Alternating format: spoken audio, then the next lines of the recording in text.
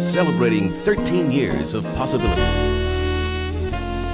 Pilot Flying J and Halloran Hilton Hill present Anything is Possible. Today's guest, Oliver Buzz Thomas.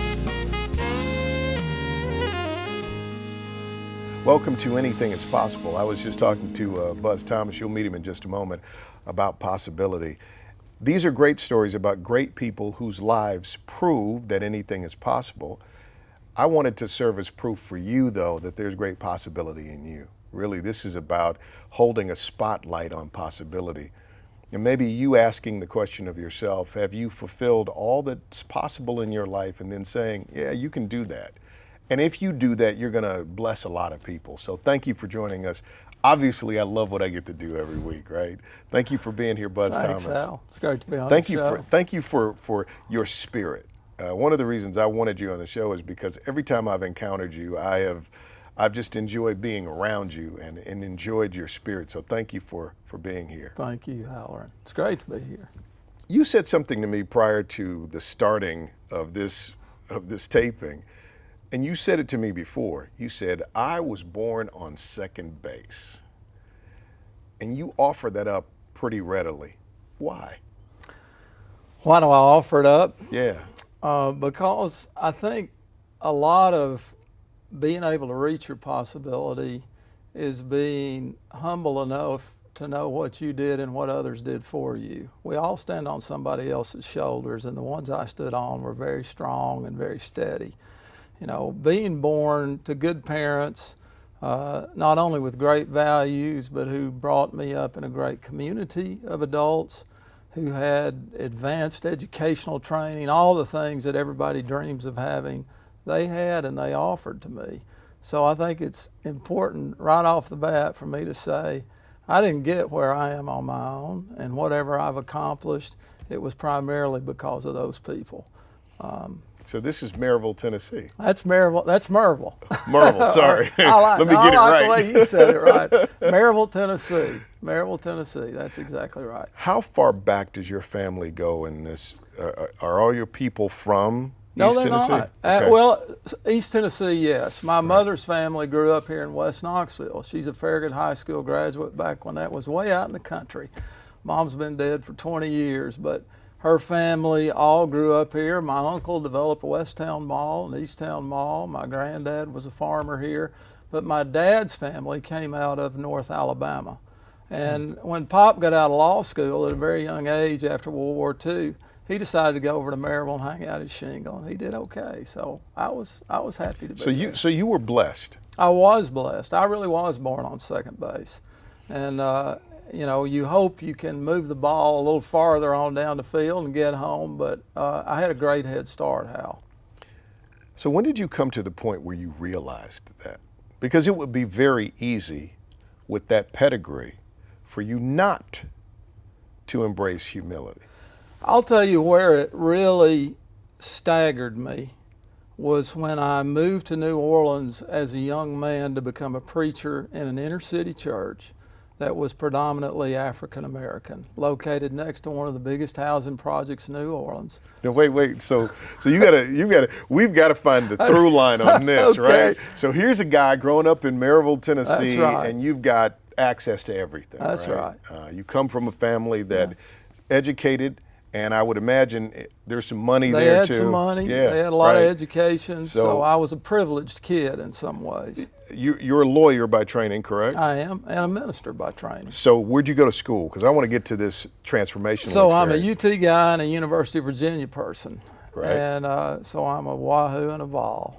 Right. So you've got the degrees. You decide to be a minister instead of being a lawyer? I felt called into the ministry first, Hal, and so I dropped out of law school at a time when I was ranked at the top of my class. And I remember the dean coming to me and saying, Buzz, you know, why would you drop out of law school? You're doing so well, and go to seminary.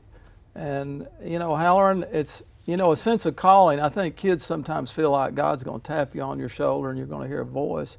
It doesn't work that way.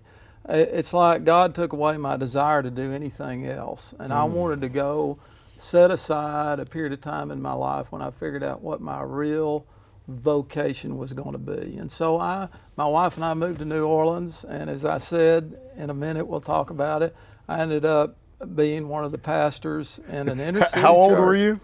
Let's see, I was about 23, so I was... So 23, he moves to New Orleans to pastor a black church. Let's pause there. We'll hear the rest of that story in just a moment. Buzz Thomas on Anything is Possible. Possibility powered by Pilot Flying J, Covenant Health, Home Federal, and the Knoxville News Sentinel. Coming up, The first time I went out for visitation with our church membership, the members of my church were being kicked out onto the street by a slum landlord. It was pouring rain, and that was my introduction to now this is your congregation here. Buzz Thomas is my guest on Anything is Possible. Thank you for being here today. Glad to be here, Howard. So I'm trying to wrap my mind around this. Here's kind of the through line of our conversation. And I picked up on this when we were talking prior to you being here. You said, I was born on second base. When you got here today, you said, I was born on second base. Like you're trying to leave no doubt that I didn't do this by myself. You didn't do this by yourself. Yeah. And we were trying to figure out, well, why would that be kind of constantly resonant in your life, and when did that happen? Because I don't know that people are automatically self-aware enough to embrace that, because all you know is what you know. That's right, Howard. Right? I think a lot of people never realize all you know is what you know. So Yeah. you decide, you're tops in your law school.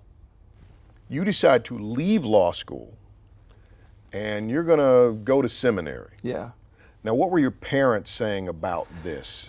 You know, I know it was jarring to my mother and dad, but my dad was such a person of faith. I remember going over and sitting down in his law office and saying, Dad, I'm going to drop out of law school and go to seminary and figure out God's will for my life. And Pop looked across the desk at me and he said, Son, I'm proud of you. You do whatever God wants you to do. Get out of here. And I know he had spent his whole life dreaming about the time when my brother's an appeals court judge now, he was a Tennessee judge for many years, when he could bring his boys into the practice. And Dad had lived for that. And so to hear me say, I'm leaving, I'm not going to do that, I'm going to pursue a different path. And for him immediately in that moment to be able to say something to me that was supportive and affirming was pretty extraordinary as I think back on having raised my own kids. So that released you. It did release me. And I had a great partner, my wife of 37 years, Lisa Trammell then, now Lisa Thomas, who had a job at what was then a great accounting firm, Arthur Anderson in Chattanooga, and she went with me. And we moved into an inner city church there where I ended up on the staff, predominantly African American community, African American congregation. And Halloran, it changed my life. Absolutely changed my life. First Sunday you walk in to this church, wait till they get a load of me. Guess who's coming to church, right? The first time I went on church visitation, you know, church visitation in my predominantly, I don't think there was an African American person inside of it. There wasn't. It was a big church, First Baptist Maryville. And church visitation was there was you go sit down and have a piece of pie and a cup of coffee and talk about your mom and everybody and all that stuff.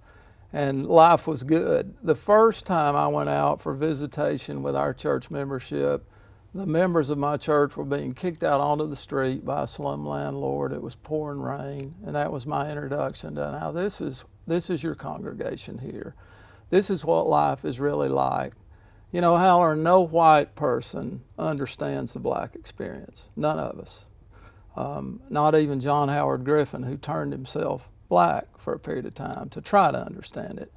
But I don't think most of us can even respect the experience because we've never gotten inside of the African American community. And so taking me out of my little white bread town in East Tennessee and planting me in the inner city of New Orleans, being in my church members' homes and seeing what life was like for their kids, where nobody in the family had ever been to college. I talked about my parents both had graduate degrees, and where kids in my youth group would come tell me about having had a friend die in their arms on the city bus because somebody had shot him. It was a completely new world for me, and it was both humbling and instructional about how lucky I had been. Right, it just, boom, you were like, wow. People have to have supper and card parties to raise the rent to be able to stay in an apartment and not on the street. And if you get behind, here's what happens to you. It's pouring rain, and everything this woman and her kids have is out here on the sidewalk. What am I going to do about this? I asked a very wealthy guy one time a question.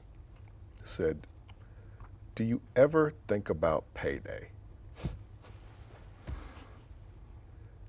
And I bet he never did. And he said, I've never in my life thought about payday. Yeah. I never think about the 1st and the 15th. That never, ever, ever crosses my mind. So when you see this, was that your second base moment? Was that when you stand there and you go, whoa? Yes. They say 100 billion people have lived on this planet, right? Wow. And can you imagine being plucked out of the ether and placed in Maryville? Yeah. Right? Safe, happy, prosperous little Maryville. Plucked out of the ether, placed in Nolans. Yeah, in the Right. inner city, in the Irish Channel. But connected by that same thread of humanity. Yeah. So did you cry? Did you? It made me appreciate, first of all, how lucky I had been, and made me understand how the racial issues that have divided us in our country, that come out of a long history of slavery and then desegregation and discrimination, would not be resolved overnight. Things like affirmative action. People would say, Buzz, are you for affirmative action? I'd say, are we talking about the affirmative action of the last 30 years or the 300 years before that, where it was just simply no blacks allowed, where it was a crime to learn how to read in the South? And suddenly, African American kids and families are supposed to be able to compete on an equal footing with people who have lived that privileged life that I'd lived. So it was an aha moment for a lot of reasons, Halloran. It was that inner city ministry is going to be more challenging than I thought it was. It's not just about saving somebody's soul. And my life has been more privileged than I ever realized that it was. So what it did for me, I think, is the kind of thing I've heard you say about your life. One of my favorite verses of Scripture is, to whom much is given, much is required.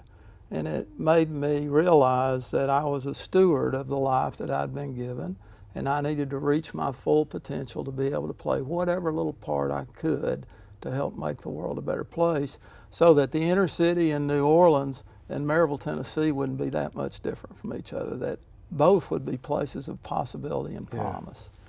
Yeah. That's actually pretty profound. So let me ask you this. So when I've had candid conversations with people about this issue of race and privilege, my friends that have been willing to be very transparent with me have said they've had another moment. Mm-hmm. The first moment is recognizing the gap. Yeah, the chasm. Right? Recognizing the gap.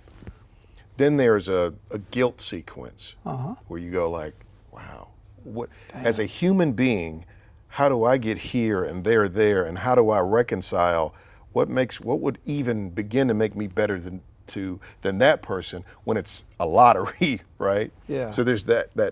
But then you move from pity to compassion, which are two different things. Very much like, so. I'm up here, you're down there. I feel sorry for you Yeah. people down there, where I'm down there with you. I just pulled a better card. Yes. Right? So now I have compassion. Yes. Right?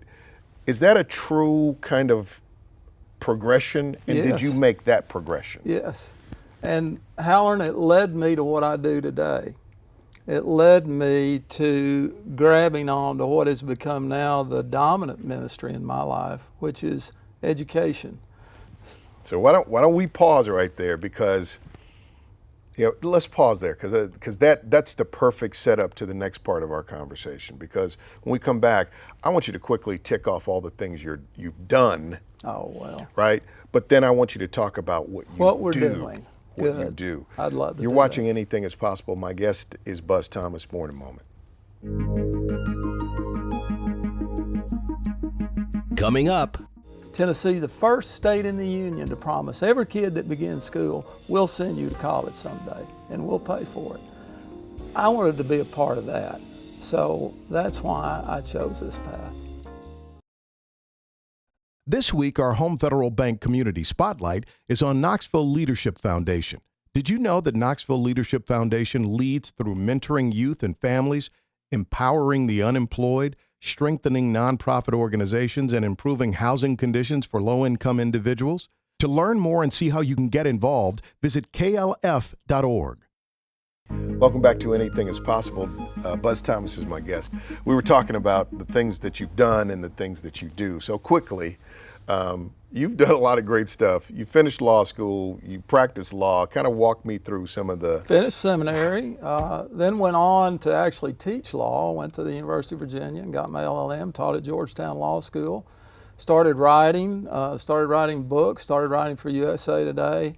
But what really grabbed my attention and what became my new ministry was figuring out how do we create pathways for these kids that I was talking about in New Orleans to reach their possibility, to live up to their potential so that they are fully at the table and experiencing the life that I was experiencing as a kid in Maryville, Tennessee. So it led me to education, Halloran, and that has been my life's calling for the last 15 years or so.